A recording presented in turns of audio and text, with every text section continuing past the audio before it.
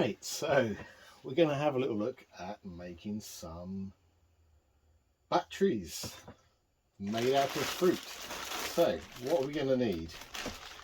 We're going to need some fruit. Here we have some lemons, a little low powered clock, and some strips of metal.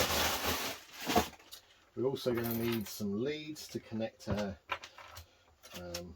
electrodes up, and some crop clips for clipping onto them. Should pretty much be it. So you can try all kinds of different types of fruit, even potatoes, and believe it or not, even soil can work. But yeah, I say potatoes, apples, just about anything really, but lemons work quite well. So as you'll see, a lot of people might be quite surprised that you can do this, but basically the citric acid that's contained in the fruit will act as our electrolyte, and that will cause a reaction with the metal strips, and you'll see it will generate a voltage. So the first thing I'm going to do is give these a bit of a roll. Bear in mind, by the way, if you're using fruit, you can find that it makes a bit of a mess, so you might want to put some newspaper down or something like that. So I'm rolling these. That's going to help release the electrolyte. Okay, so next thing we're going to do is push in some electrodes. So I'm going to start to come in a little bit closer now, just so you can see everything as clearly as possible. Okay, so hopefully these will push in reasonably well. You're going to need copper. See, I'm already making a mess. And zinc. So basically, I mean, you could find some nails that are zinc coated. Copper, well, you can use coins if you can find a copper coin. They aren't quite so easy these days, but any little bit of copper to act as our electrodes. Now that's it. This is the only thing you have to bear in mind if you're going to use something like a potato. It's a little bit harder to get those in there. Now, so we're going to have to create our circuit now. See if we can balance these. I don't want to stay up. So prop you there, that'll do. Okay. Okay, so let's make some connections. So basically, we're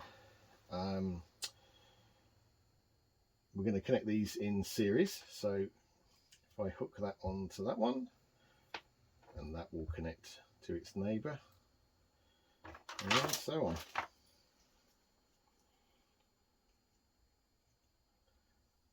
Okay, the crop clip.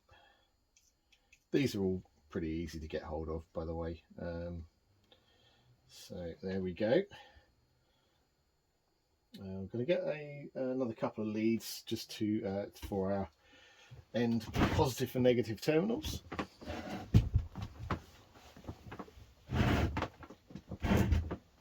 Okay, here we are. So we have a red lead for the positive. Pop that in there. And then I've got another crop clip on the end of that so I can fix onto our little clock. And on that end, bang. Obviously make sure none of these are shorting out to each other. Bring our little clock in.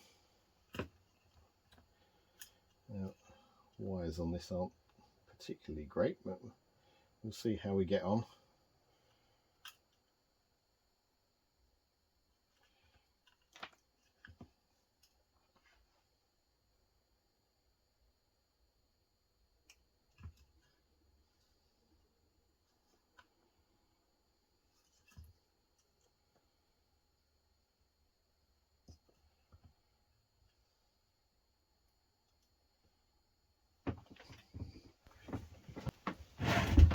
There we go. Okay, now I've corrected schoolboy error number 1.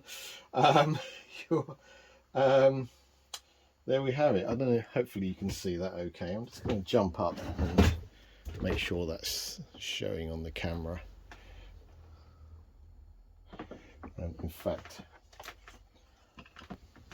okay, there we go. Okay, so obviously not showing the right time, but it is showing a time. It's being powered from 3 lemons. Da, da, da. Incredible. So as you can see, the positive terminal is on that end, on the strip of copper, and the negative end is over there. Okay, sorry, the leads, the colouring, ignore the colouring. But so what I'll show you now, I can actually show you the voltage that's coming out of all this.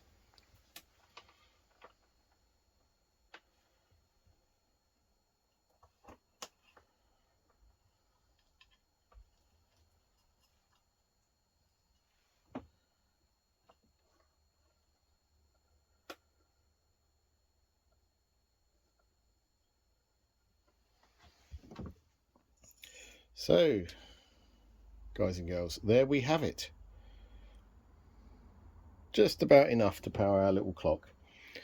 Okay, so there you go. Have fun and just muck around. Try, like I say, try different fruit, and there you go. Great one for the kids, that.